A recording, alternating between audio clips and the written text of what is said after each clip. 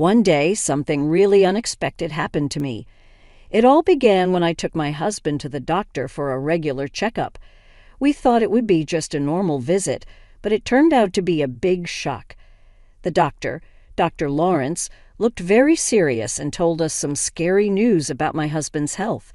His serious face made it clear this was serious. I felt really scared and couldn't believe what I was hearing. The person I loved and took care of was now causing me worry and fear. Dr. Lawrence told me I should think about my own safety and maybe stay away from my husband for a while. His words made me feel really overwhelmed and afraid. My name is Betty Frieden, and I'm 50 years old. I spent the last 10 years working at a big company that makes medicine. That place feels like a second home to me, giving me comfort and making me feel like I belong there. Even though I'm older, I've kept working full-time and earned respect from my coworkers.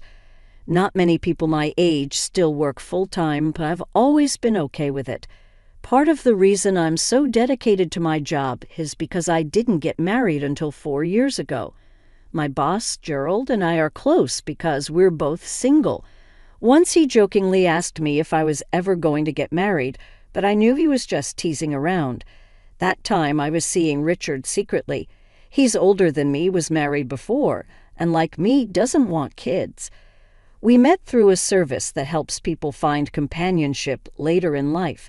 We decided to keep our marriage quiet, not telling anyone about our plans. Even though our boss made jokes about us getting married eventually, Richard and I got married quietly without any big ceremony, just signing papers at City Hall. It was simpler than I expected, but I was excited about our future together. But when Dr. Lawrence gave me scary advice, I had to rethink everything. My feelings of care for my sick husband were now mixed with fear and confusion. Dr. Lawrence's words kept echoing in my head, telling me I needed to act to keep myself safe. As I stood there trying to understand what was happening, I realized I had to make a decision quickly. Suddenly, the life I knew and the plans I had were uncertain. I'm LA, and my husband Richard works at a factory. Honestly, I make more money than he does. Richard started working at the factory right after high school. I grew up in an orphanage and always wanted to be independent. That's why I didn't want to quit my job at the pharmaceutical company even after we got married. I love my job too much. When Richard and I got married, I told my boss, Gerald, right away. He congratulated me, but I could tell he felt a little sad. Maybe he was lonely because I, his friend who was also single, got married first. I tried joking with him about it, but he didn't seem to want to talk about it, so I dropped it. Even though Gerald's reaction was a bit strange, I was really happy to start this new part of my life with Richard. I imagined all the great things we do together, but real life wasn't as exciting as my dreams. Being newlyweds was pretty normal, not much changed for me. I kept working, and the biggest difference was moving to a quieter area and driving to work instead of taking the bus. Richard and I shared my old car because he didn't have one. About a year after we got married, things started to go wrong. Richard began acting differently. He didn't seem himself. He barely touched his breakfast, seemed lost in his thoughts, and even mixed up simple things like condiments. His clothes didn't match, and he became quieter, both at work and at home. Well, I've always admired Richard's quiet strength. His silence started to weigh heavily on me, making me feel like I was all alone. This feeling of loneliness grew as I noticed these small but important changes in him. It hit me that Richard might be going through a mental health problem. Seeing someone you love struggle without knowing how to help them is really tough. So I decided to take Richard to a special clinic that helps with both mental and physical health. There he was diagnosed with depression. I knew a bit about depression, but hearing the official diagnosis made everything seem a bit darker. The doctor explained that the best way to deal with depression is to figure out what's causing it and tackle that directly. But finding out what exactly was making Richard depressed was hard. He'd been working at the same factory for years without any problems, and nothing big had changed at his job. I even worried that maybe our marriage was somehow making him feel this way. As we talked with the doctor, I reassured him that Richard and I were living a happy life together, and we couldn't pinpoint any specific problems at home that might have caused Richard's depression. The doctor told us to come back if anything changed or if we figured out what might be causing his depression. But even after visiting the clinic multiple times, we couldn't find out why Richard was feeling so down. And as time went on, his depression only got worse. On his worst days, he could hardly get out of bed, often had headaches, and sometimes had to call in sick to work. He lost his appetite and a noticeable amount of weight. Eventually, he had to quit his job because he couldn't keep up anymore. Richard felt really guilty for relying on me financially, but I assured him that I was okay with working. My main concern was his health. It was really hard to see him suffering so much, and I was always worried about him.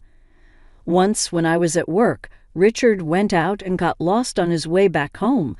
That made me worry even more because I wondered if he was not just dealing with depression, but maybe even dementia.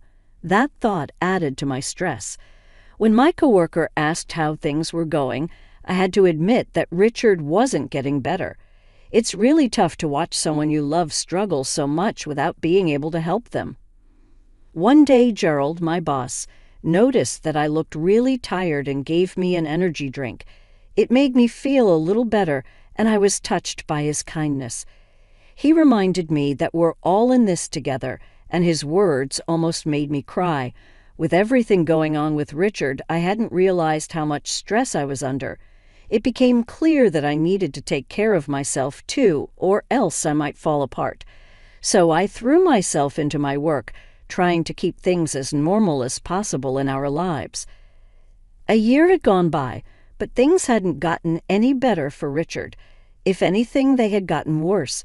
As our third wedding anniversary approached, I couldn't see any improvement in his condition. Then, one morning, I realized our car was missing. I checked again, but it was definitely gone. Since Richard's diagnosis, I was the only one who drove it, and I hadn't used it since the day before, so it should have been at home. I asked Richard if he knew where the car might be. He said he thought it was there when he got home yesterday. I remember he had gone out for a bit while I was at work. The doctor had suggested he try walking or jogging to help him cope. If the car was there when he came back, it must have disappeared during the night. With the car gone, I had to use public transport and ended up being about 10 minutes late for work. I explained the situation to Gerald, my boss, who was understanding but curious about the car's disappearance. He wondered if Richard might have taken it, but I didn't think so. Given Richard's condition and his reluctance to drive since getting sick, it didn't seem likely. Despite Richard's memory lapses and mood swings, I couldn't imagine him being responsible for the missing car. The car mystery just added another layer of complication to our already tough situation. Right after realizing the car was gone, I reported it to the police, hoping it would turn up soon. But deep down, I worried if it might be gone for good. And if that wasn't enough, something else strange happened on payday. I went to the bank to withdraw some money and found that my personal account was empty. I was shocked. We had a joint account, which I checked next, only to find it was also empty. This left me completely puzzled. Richard and I shared the joint account, but he didn't have access to my personal account and he didn't know its PIN. Yet somehow, all our savings had disappeared. It hit me hard, and when I got home, I confronted Richard about it. I asked Richard if he knew anything about the money missing from our joint account. He seemed genuinely puzzled and said he didn't know anything about it because of his depression. I was hesitant to push him further, worried it might make things worse for him. Richard was staring at the ceiling, looking distant, like he often did when he was lost in his thoughts. Because of his condition, it made me wonder if he could have taken the money, but I wasn't sure, planning to talk to the police about it. I felt overwhelmed by losing both our car and our savings. The financial strain was tough, especially since I didn't have family to lean on for support. Growing up in an orphanage, I didn't have parents to help me out in tough times. With Richard's condition not improving, it was suggested that we moved into a bigger hospital with more resources than the small clinic we'd been going to. The clinic had done what they could, but they thought a general hospital could give him better care.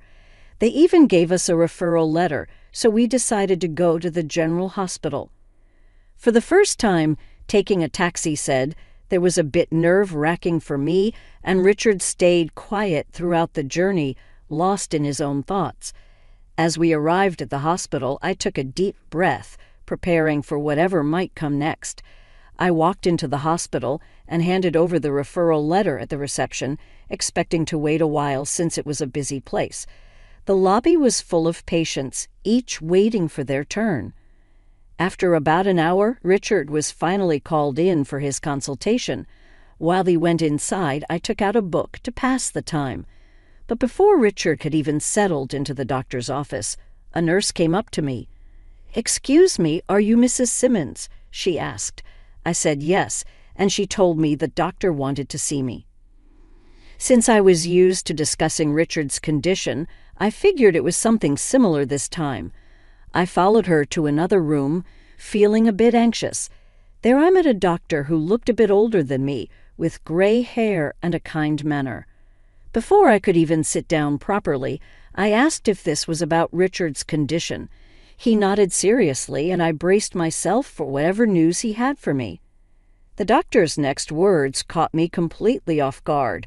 He told me that Richard had been arrested for fraud 10 years ago and advised me to keep my distance from him. I was utterly confused. Why was this coming up now during a routine medical visit? The doctor explained that he suspected Richard might be faking his depression. He remembered treating a deep cut on Richard's leg during surgery 10 years ago, which raised his doubts. This revelation shocked me. I thought we were dealing with Richard's mental health, but now I was learning about his hidden past and a possible deception about his current condition. It was a lot to process, and I struggled to reconcile the caring husband I knew with the person the doctor described. When the doctor mentioned recognizing a large scar on Richard's right leg, it all started to make sense. I knew of the scar, but didn't know how Richard got it, as he had never mentioned it. Finding out that the doctor before me was the one who had treated Richard's injury years ago felt like an unbelievable twist of fate. As the doctor continued, he revealed more about Richard's past. Richard had injured himself during a dispute with his ex-wife, which stemmed from him stealing her money and luxury items. Shockingly, he had even pretended to have dementia to lower his ex-wife's guard before committing the fraud. This pattern of faking illnesses to aid his deceit was truly disturbing. Learning about Richard's criminal history and arrest was overwhelming. I hadn't looked into his background before marrying him. Having been alone for most of my life, I was just grateful to find someone who wanted to be with me. The doctor's serious warning that Richard could be a danger to me sent shivers down my spine. His tone made it clear that this was a serious situation. It hit me hard. I had been deceived. In the days that followed, I struggled to act normal around Richard while secretly planning my next moves. I decided to install surveillance cameras around our home to monitor Richard's actions when I wasn't there. About a week later, I noticed a watch and bag were missing. When I reviewed the camera footage, I saw Richard leaving the house with them and returning later with a lot of cash, looking pleased with himself. This footage confirmed my worst fears. Richard was the one behind the theft of my belongings, the car, and our savings. Seeing hard evidence of his deceit was heartbreaking. Richard had lied to me and manipulated me, betraying the trust I had in him. It was clear that I needed to take serious action against someone who had pretended to be vulnerable and in need of care only to take advantage of my kindness and generosity. The realization that Richard had betrayed my trust was unbearable. I had dedicated my life to working and caring for what I thought was a sick partner. The idea of getting a divorce seemed too small compared to the immense deception I had experienced. It was clear we needed to go our separate ways, But I wanted more than just a legal separation. I wanted Richard to truly grasp the seriousness of his actions and to make amends for the harm he had caused. With a heavy heart and tears threatening to spill, I gathered the divorce papers and filled them out meticulously, including all the necessary details. The following day, pretending everything was normal, I told Richard I needed to step out for a moment. I had already arranged to take a day off from work, explaining the urgency of my situation to my employer, who had agreed to my sudden absence. At the police station, I presented my case to the officers, showing them the footage I had captured of Richard's deceit. At first, they were hesitant to take action based solely on the video. However, after checking with the pawn shop where Richard had sold the stolen items and finding my car being sold as used, the evidence against him started to pile up. They also confirmed that he had accessed my bank accounts illegally, and suspicions arose about his supposed depression. As the truth came out, I felt a mix of relief and sadness. Given Richard's criminal history, the police decided to act quickly and prepare to arrest him. When we returned home with the officers in the early afternoon, Richard looked surprised to see me and even more shocked by the police presence. Despite the divorce papers I held, his focus was on the officers as they informed him of his arrest for fraud. Richard protested, trying to use his depression as a defense, but I wasn't fooled. The doctor from the general hospital had already cast doubt on Richard's claims about his mental health.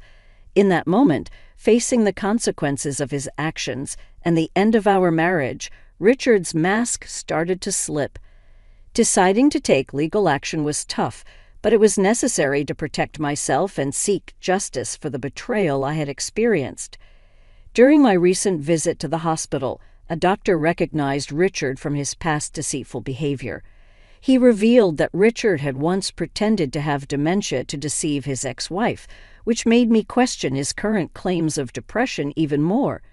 Despite the serious accusations against him, Richard remained unfazed in front of the police, casually denying everything. It was almost as if his history of deceit had prepared him for this moment. He showed no signs of guilt or remorse, instead challenging us to provide proof of his fraudulent actions. His boldness was shocking, especially with the police ready to arrest him based on solid evidence. It was clear that he was accustomed to manipulating situations and underestimating their seriousness. He had deceived me, taking advantage of my trust to steal from me and exploit my kindness. Yet, in a twisted attempt to shift blame, Richard suggested that it was my fault for being too trusting, which felt like another insult. His audacity was astounding. I had supported him, hoping for his recovery, only to be betrayed and treated with disdain. In that moment, I lost my patience. I declared my intention to seek legal advice and pursue alimony, urging Richard to face the consequences of his actions. My outburst at the police station surprised everyone, including the officers, but it finally seemed to shake Richard's composure. As the police handcuffed him, his defiance crumbled. He looked defeated, his arrogance replaced with frustration as he was led away. Watching the scene unfold, I felt detached, as if I were watching someone else's life unravel. Ever since the doctor's warning, nothing had seemed real anymore. Yet here I was, confronted with the harsh reality of my situation, determined to move forward from the chaos Richard had caused. Watching Richard being taken away by the police felt surreal, almost like a scene from a dream. This moment marked a turning point, allowing me to imagine a return to the life I had before the chaos of marriage consumed it. As a sense of relief washed over me, knowing I wouldn't spend my future under Richard's manipulative control, I also felt a wave of loneliness. Waiting more than 47 years to marry, the idea of being alone once again overshadowed my newfound freedom. 2 months later, our divorce was finalized. Richard's arrest had caused a slight delay in the process, but by the time everything was official, my emotions had settled. I was able to reflect on our shared history with a clear mind. Richard's future was uncertain, facing imprisonment for his second offense. I could only hope that this experience would lead him to sincerely reconsider his choices. In the aftermath of our dissolved marriage, which had become nothing more than a disillusioning memory, I found myself contemplating my next steps over a simple lunch at work. It was then that my boss, Gerald, approached me with his store-bought hot dog lunch and made a seemingly casual yet loaded comment. "I think you'd be just fine if you were with me," he said, almost offhandedly. His words caught me off guard, and it took a moment for their full weight to sink in, leaving me momentarily flustered. "Yes, I'm serious," he added, noticing my hesitation. His tone was smooth yet sincere. I was speechless, momentarily forgetting about my lunch as I processed his proposition. Gerald then went back to work, leaving me to contemplate his unexpected offer. In the days that followed, the idea of a romantic relationship with Gerald had never crossed my mind, yet I couldn't ignore the care and stability he had always shown me. His steady presence and responsible nature suddenly made me see him in a new light. Despite my initial reaction, as I continued to eat and ponder, the seeds of possibility that Gerald had planted began to take root in my mind, suggesting a future I hadn't dared to imagine until now. The idea of inviting Gerald out for a meal after work sparked a warmth within me. It kindled the sense of hope for the future. Perhaps this was the perfect moment to embark on a new journey, to explore the possibility of happiness and companionship once again.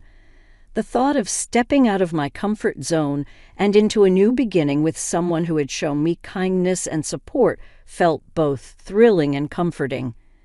Tonight, I decided, could be the start of something new and beautiful.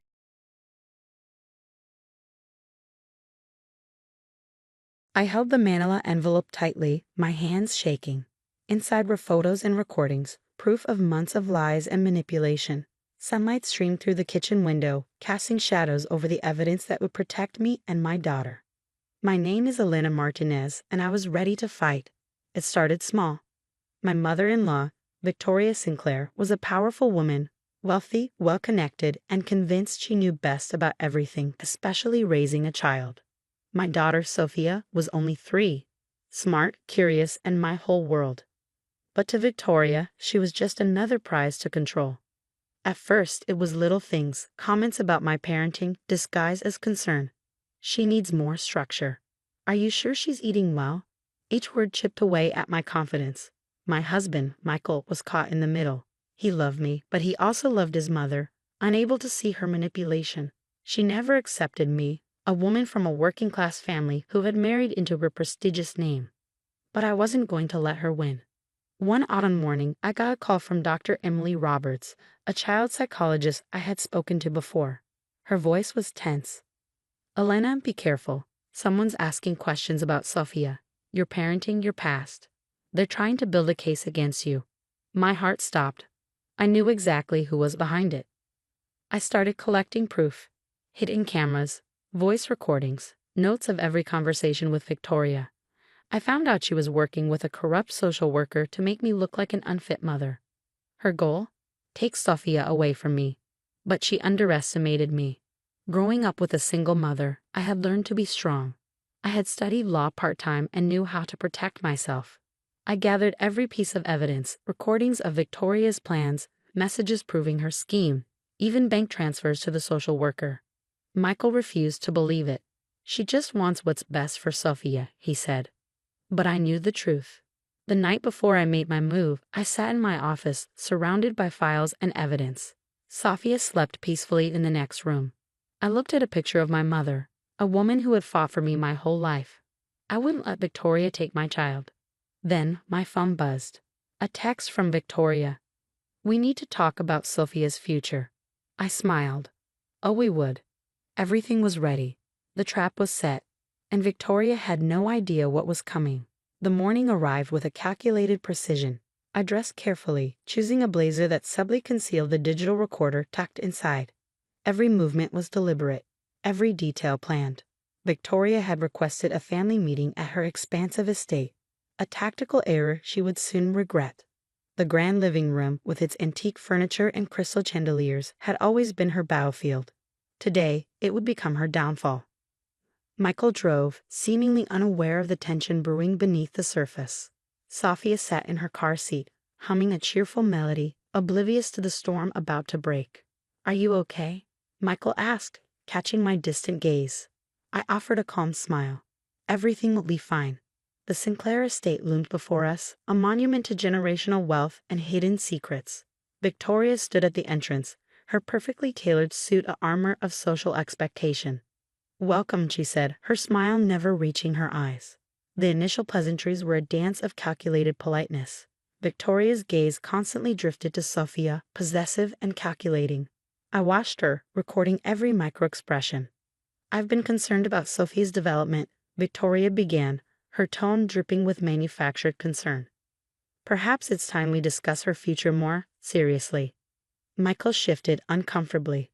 "Mom, what are you talking about?" I remained silent, letting her continue. "Rope her in, let her reveal her hand." Victoria produced a folder, meticulously prepared documents suggesting my inadequacy as a mother, fabricated reports from a social worker, carefully worded medical assessments, financial analysis questioning my capability to provide. "I've consulted with experts," she said, spreading the documents.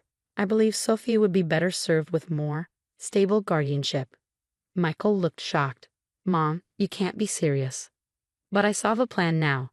Complete. Calculated. A surgical attempt to strip me of my daughter. What Victoria didn't know was that every document she just presented was already documented. Every conversation recorded. Every meeting with the corrupt social worker mapped out in explicit detail. I reached into my bag, pulling out my own meticulously organized file. "Shall we discuss your definition of stability?" I said quietly. The next hour was a masterclass in strategic dismantling. Bank transfers to the social worker, recorded conversations discussing their plan, explicit evidence of attempted manipulation of legal systems. Victoria's composure began to crack. Her perfectly manicured facade started to crumble piece by deliberate piece. Michael sat in stunned silence, watching as his mother's elaborate scheme unraveled. "You've been planning to take my child," he whispered, the betrayal cutting deeper than any physical wound. Victoria tried to recover, to spin a narrative of maternal protection, but the evidence was overwhelming, not just circumstantial, but hard, irrefutable proof. "I was trying to protect her," Victoria insisted, her voice losing its earlier confidence. "From what?" I asked coldly. "From a mother who loves her, who has dedicated her entire life to her child's well-being." Sophia played quietly, building a tower of blocks, unaware that her entire world was being dissected around her. The confrontation wasn't just about winning. It was about exposing a generational pattern of control, of manipulation disguised as concern. Michael finally saw his mother for what she truly was. Not a protective grandmother, but a calculated manipulator willing to destroy a family to maintain control. "I want a DNA test," Victoria suddenly demanded. "Prove she's even Michael's daughter." The room went silent. I smiled. A cold, calculated smile that made Victoria take a step back. "Are you certain," I said softly, "that you want to pursue that line of questioning?" The threat was clear. Family secrets have multiple layers, and I was prepared to unravel every single one. Victoria knew then. She had miscalculated completely. The meeting ended not with her victory, but with her retreat. Defeated. Exposed. As we left, Sophia still happily unaware, Michael turned to me. "How long have you known?" he asked. "Everything," I replied. "Always." The drive home was quiet, but it was the quiet of a battle won, of a family recalibrated, of boundaries firmly established. Sophia continued humming in her car seat. Innocent. Protected. Victoria had plotted to steal my child. She had no idea what I had planned. And this was just the beginning. The aftermath was not immediate, but methodical. Like a carefully orchestrated symphony, the consequences of Victoria's actions began to unfold with precision. Within weeks, the social worker involved in her scheme was under investigation. His career, his reputation, everything he had built, crumbled under the weight of documented evidence. Bank records, recorded conversations, explicit proof of attempted child custody manipulation. Michael's relationship with his mother transformed dramatically. The illusion of familial perfection shattered, replaced by a cold, calculated distance. He had discovered that protection sometimes means cutting out toxic influences, even when they share your blood. "I can't believe she would go this far," Michael said one evening, watching Sophia play in the living room. "All these years I thought she was just concerned." I understood his pain. Discovering the true nature of a parent is never easy. The legal proceedings moved swiftly. Victoria's attempt to challenge our custody was dead on arrival. Her reputation in the social circles she had so carefully cultivated began to crumble. Whispers replaced her once loud proclamations of family superiority. But this wasn't about revenge. This was about protection. My own network of support, professional contacts, legal advisors, even family friends, stood firmly behind me. They had witnessed Victoria's pattern of manipulation, her belief that wealth could solve everything. Sophia remained blissfully unaware. To her, life continued as always, filled with love, security, and endless possibilities. 3 months after the confrontation, an unexpected letter arrived. Handwritten. From Victoria. I read it carefully, my fingers tracing the elegant script. A request for mediation. A desire to understand, to potentially rebuild. Michael looked at me, uncertainty in his eyes. "What do you want to do?" I thought about my own mother, about generational healing, about the difference between protection and perpetual conflict. "We'll listen," I said, "but on our terms." The mediation was carefully structured, controlled environment, limited interaction, professional mediator present, every detail calculated to ensure Sophia's emotional safety. Victoria arrived looking diminished, the powerful matriarch reduced to a woman confronting her own limitations. "I was wrong," she said, the words seemingly difficult to articulate. "I thought I was protecting the family, protecting Sophia. Protection isn't manipulation." I responded quietly. "Protection is love without conditions." Michael watched, silent. Processing. Healing. The mediator guided our conversation, not towards reconciliation, but understanding. Establishing clear boundaries. Defining what a relationship might look like, if it could exist at all. No unsupervised contact. Transparent communication. Respect for our family's autonomy. Victoria agreed. Not happily, but definitively. As we left, Sophia holding both our hands, I realized something profound. Victory wasn't about destroying Victoria. It was about creating a safe, healthy environment for our daughter. The legal documents were filed. The evidence preserved. A testament to a mother's determination to protect her child. Months passed. Life found its rhythm. Michael's architectural firm grew. I continued my work. Sophia thrived, curious, confident, loved. And Victoria, she remained on the periphery, allowed minimal, supervised contact. A grandmother reduced to careful, controlled interactions. 1 year after that fateful confrontation, I found Michael looking through old family photographs. "Do you regret how things turned out?" I asked. He looked at me, then at Sophia playing nearby. "No," he said firmly. "I regret not seeing the truth sooner." Healing isn't linear.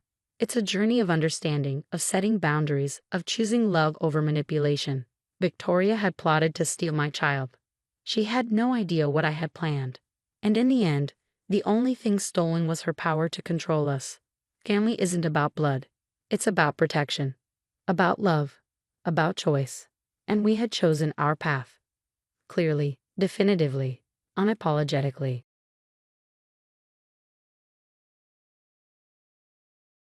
"You'll never see them again." Amanda's voice crackled over the phone, full of satisfaction.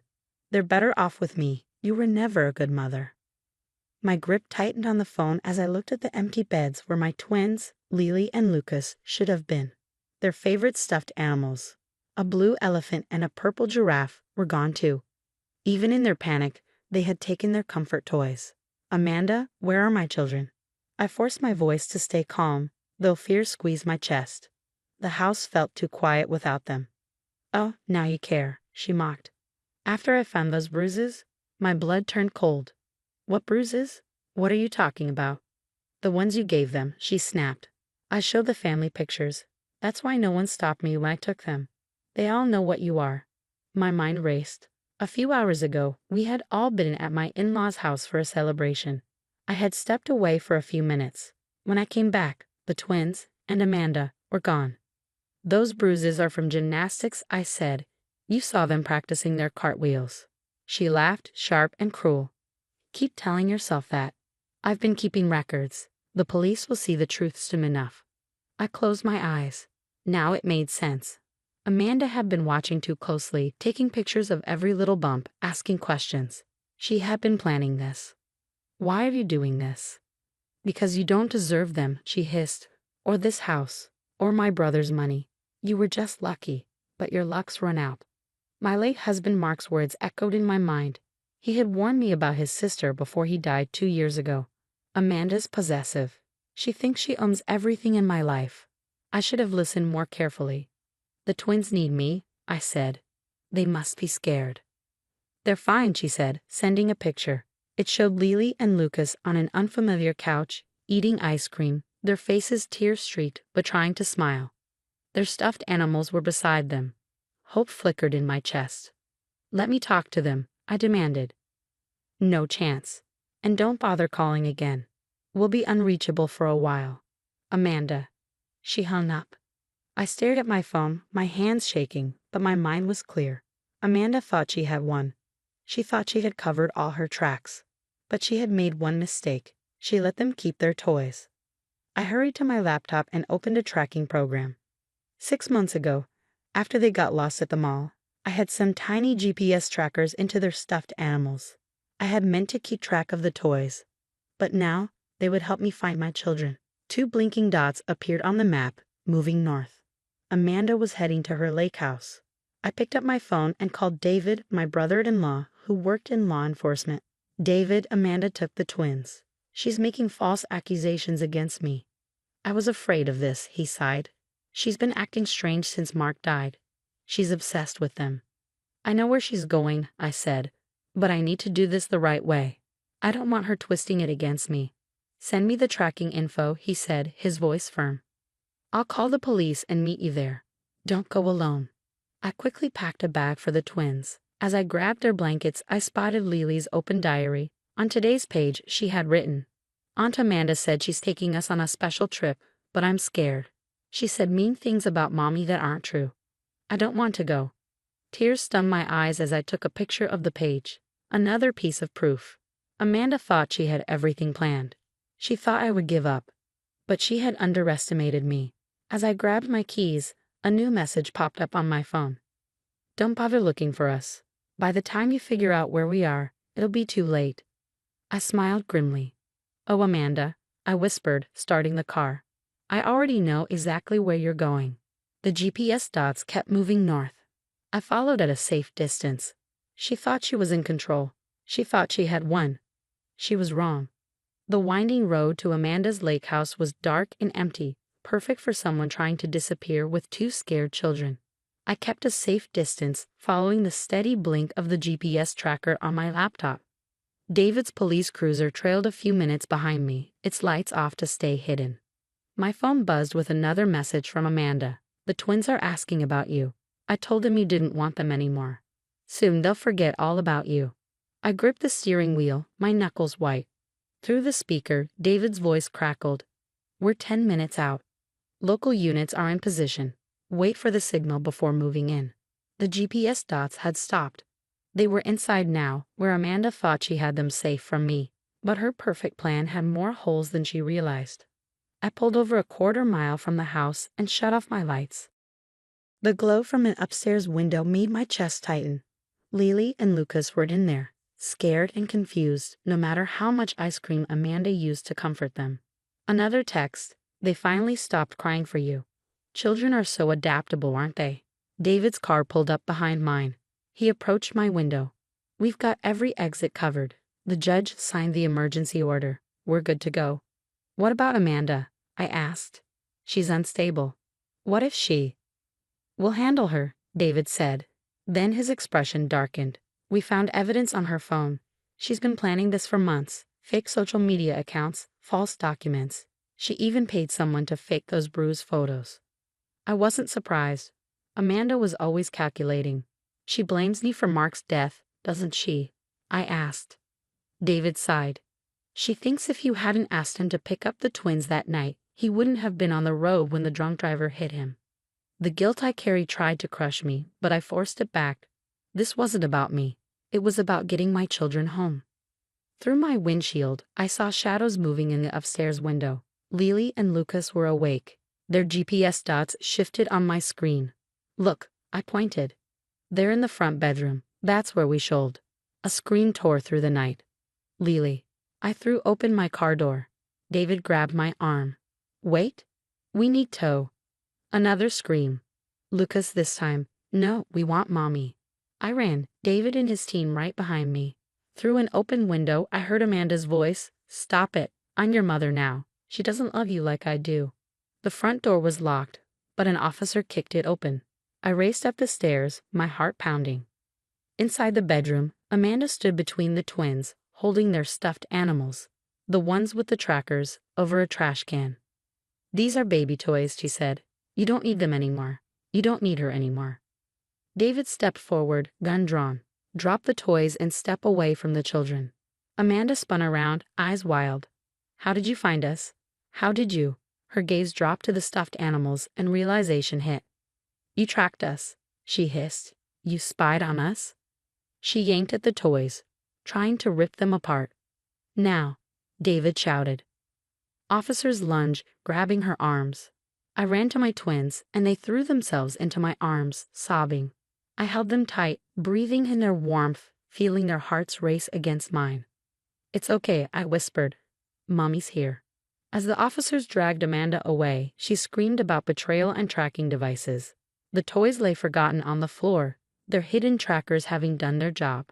My children were safe. That's all that mattered. But this wasn't over. Not by a long shot.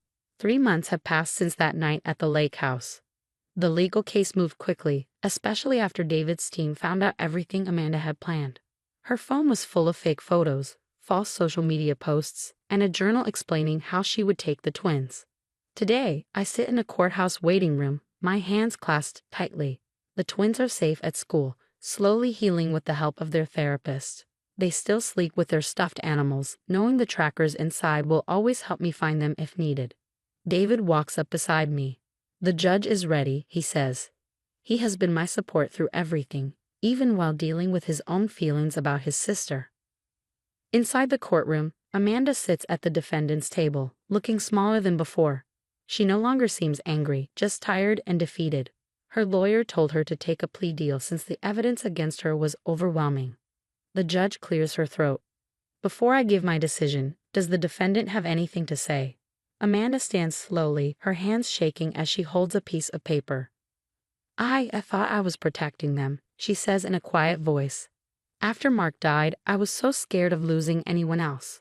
I convinced myself that Sarah was dangerous, that the twins needed me more. I let my grief turn into something terrible." She turns to me, tears running down her face. "I'm sorry. I see now that I was wrong. They need their real mother, not an aunt who lost herself in grief." The judge listens carefully before speaking. "Amanda Peters, this court sentences you to 3 years of probation, psychiatric treatment, and a restraining order preventing contact with Sarah Mitchell and her children. You will also complete 500 hours of community service at a grief counseling center." I let out a breath I didn't realize I was holding. It's over. Outside, David walks up to me.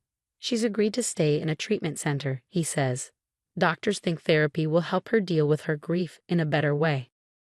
"I hope it helps," I reply, surprised that I truly mean it. Mark would have wanted that. That evening, I pick up the twins from school. They chat about their day, their past trauma slowly fading. But I know they still carry scars. Lily checks her toys tracker every night, and Lucas keeps a bag packed just in case.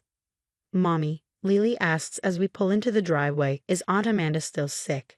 I choose my words carefully. She's getting help to feel better. Sometimes when people are very sad, they make bad choices that hurt others. But that doesn't make it okay. "Will we see her again?" Lucas asks, holding his stuffed elephant. "Not for a long time, sweetheart. But that's not your fault. None of this was your fault." Inside, as I help with homework and dinner, I notice signs of healing. Lily laughs more, and Lucas doesn't flinch at loud noises anymore. The GPS trackers in their toys have become less about safety and more about comfort, reminders that they are always connected to me. Later that night, after tucking them in, I pull out an old photo album. There's Amanda with Mark at his college graduation, both smiling, unaware of the pain ahead. I understand her grief. Losing Mark broke all of us. But while she let it control her, I chose to keep living for the twins. My phone buzzes with a message from David. Amanda is settling into the treatment center. She asked if she could write letters to the twins someday. No pressure, just something to think about. I close the album, thinking about forgiveness. Maybe one day, when the twins are older and Amanda has healed, we can rebuild something. Not the same as before, but something honest. For now, my focus is on my children. The GPS trackers will stay as long as they need them, a small piece of technology that saved them when nothing else could. Before bed, I check on them one last time.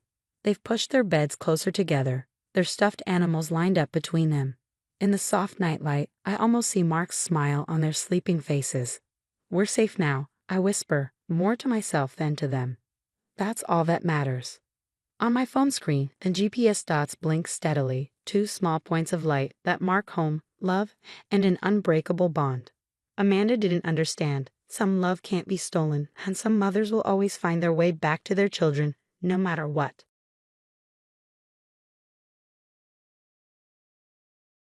I'm pregnant, and it's James's baby, my sister Amanda announced loudly, silencing the guests at my engagement party. I froze, my champagne glass still in my hand. Everyone turned to look at her. She stood there in a blue dress, one hand on her stomach. Beside me, James turned pale, his grip on my waist loosening. My name is Olivia Parker. I'm 28 years old, and in that moment, I watched my perfect life fall apart. The fairy lights we had hung earlier now felt like they were mocking me. It's been happening for months, Amanda continued, crying. We never wanted to hurt you, but we're in love. People turned to me, waiting for a big reaction, but I stayed quiet. I had learned long ago that silence could be more powerful than words. Olivia, sweetheart, my mom said, stepping forward. We need to talk about this as a family. Amanda is going through a hard time. Of course she was. Amanda was always the one needing understanding. When she crashed my car, when she maxed out my credit card, when she ruined my graduation dress. And every time, I was expected to forgive her. She's your sister, my dad added. But his concern was for Amanda, not me. She was now crying into James's chest. My fiancé, the man I had trusted. Calmly, I placed my glass on the table. Excuse me, I said and walked toward the house. Olivia, wait. My mom followed me into the kitchen. You can't just leave. Amanda is pregnant. This changes everything. I looked at her, my voice steady. You're right, it does. She sighed in relief. Then you understand. We need to support Amanda. She's fragile. I almost laughed. Even now, it was all about Amanda. I understand, I said, picking up my car keys. Where are you going? She asked in panic. We need to talk. Amanda has you, I replied. She always has. As I walked to my car, James called my name. I didn't turn around. I didn't cry. I didn't give them the satisfaction of seeing me break. Instead, I drove to the one place I knew I could think clearly, my grandmother's cottage by the lake. What no one knew was that I had suspected this for weeks. James's secret texts, his unexplained meetings, Amanda's sudden illnesses, it all made sense. But I hadn't just suspected. I had prepared. 2 weeks ago, I hired a private investigator. 1 week ago, I moved my important belongings into a safety deposit box. 3 days ago, I started removing James from our joint accounts, and yesterday, I convinced him to take a DNA test, pretending it was for insurance.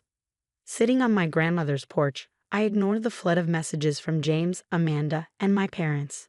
Instead, I called the one person who had never believed Amanda's lies, my Aunt Sarah. I saw Amanda's little show on Facebook Live, she said. She always loved drama. She says she's pregnant, I told her. So she says, Aunt Sarah replied. But you didn't call me just to cry, did you? No, I said, sitting up straighter. I need your help. Does it involve making Amanda and James regret this? It might. I'm in, she said. What's the plan? For the first time that night, I smiled. First, we wait for the DNA results. Then we show them what real family loyalty looks like. That night, as I lay in bed, my phone finally stopped buzzing. My family probably thought I was somewhere crying, waiting to forgive them.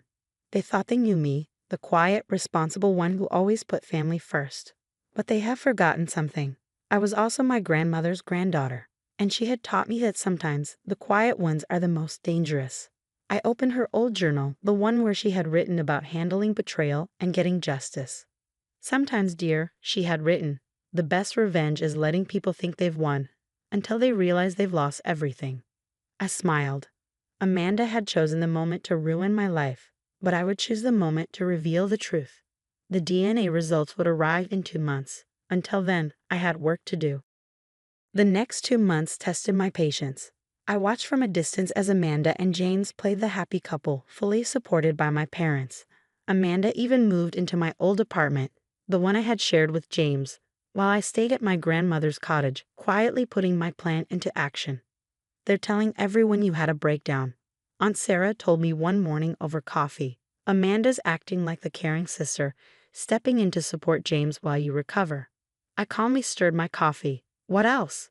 They're having an engagement party next week. Your mother is calling it a celebration of new beginnings. Aunt Sarah rolled her eyes. Linda's pretending you never existed. That was my mother's specialty, rewriting history. Now she'd have turned me into the unstable one, while Amanda was the responsible sister creating a happy family. If only they knew what I had found. The private investigator's report had everything: hotel security footage, time-stamped photos, credit card statements, but the most important detail, medical records that would soon change everything. Are you sure about this? Aunt Sarah asked as I looked over the documents. Once you do this, there's no going back. Your relationship with your parents was over the moment they chose Amanda's lies, I said. Again, my phone buzzed. A notification from the lab. The DNA results were ready. The timing was perfect. Tonight was Amanda and James's engagement party, hosted by my parents at their country club. The same place where, 3 months ago, James had proposed to me. Ready? Aunt Sarah asked as we parked outside. I smoothed my black dress. Power, not warning. Absolutely. Even from the entrance, I could hear the party. Amanda's laugh rang out, and my mother's voice proudly introduced her expecting daughter and future son-in-law. Then silence. Olivia, my mother said, forcing a smile. This is a private party. I won't stay long, I said. I just came to share some news. Amanda stepped forward, her hand protectively over her growing belly. Haven't you caused enough drama? We're trying to celebrate. I smiled, remembering my grandmother's advice. Let them think they've won. I actually brought a gift. I pulled an envelope from my purse. James's DNA test results. James, who had been standing stiffly since I arrived, went pale. That was for insurance, he stammered. It's private. Oh, but family matters should be discussed openly, I said, using my mother's favorite phrase. Right, Mom? My father stepped in, his face angry. That's enough, Olivia. You're making a scene. No, I said quietly. Amanda made a scene at my engagement party. I'm just finishing it. I opened the envelope slowly. These results show something interesting. Something that makes it impossible for James to be your baby's father. Amanda's face drained of color. Behind her, James looked confused, then shocked, then furious as the truth hit him. You're lying, Amanda whispered. Science doesn't lie, I said. But you do. About the pregnancy. About James. About everything. Amanda. James's voice was hoarse. What is she talking about? I pulled out another document. The investigator found your medical records. You had fertility treatments 3 months ago with your ex-boyfriend, Michael. The one you've been secretly seeing. Gasps and whispers filled the room. My mother swayed, reaching for support. The timing is perfect, I continued. You got pregnant right after James and I announced our engagement, and since Michael left you, I let the meaning sink in. You planned this? James asked Amanda, his voice rising. All of it. Tears welled in Amanda's eyes, her usual move. I was desperate. Michael left, and I saw how happy you were with Olivia. I thought. You thought you could steal my fiancé, lie about the baby's father, and have our parents cover for you, I finished. And you were right. They did. I turned to my parents, who stood frozen. You didn't even question it, did you? You just believed Amanda, like always. We didn't know, my mother whispered. You didn't want to know, I corrected. You never do with her. The room had fallen completely silent. Even Amanda had stopped crying, realizing there was no way out. You knew all along? James asked, his voice shaky. I suspected, I said. Amanda's never been as clever as she thinks. And you've never been good at keeping secrets. Aunt Sarah stepped forward, her heels clicking on the polished floor. I think she said loudly, this party is over. James stormed out. Amanda sobbed. My parents stood helplessly, trying to salvage what was left. No one looked at me. Grandmother would be proud, Aunt Sarah said as we walked to the car. I thought of her journal, her lessons on patience and justice. Yes, I agreed, she would. But this wasn't over. The DNA test and medical records were just the beginning. There were more truths to reveal, more lessons to be taught. Amanda had always been the star of our family's show, but now I was in control of the final act. The fallout from the country club revelation was more satisfying than I had imagined. Within days, Amanda's carefully built world fell apart. James moved out of our old apartment immediately, leaving Amanda alone with her lies.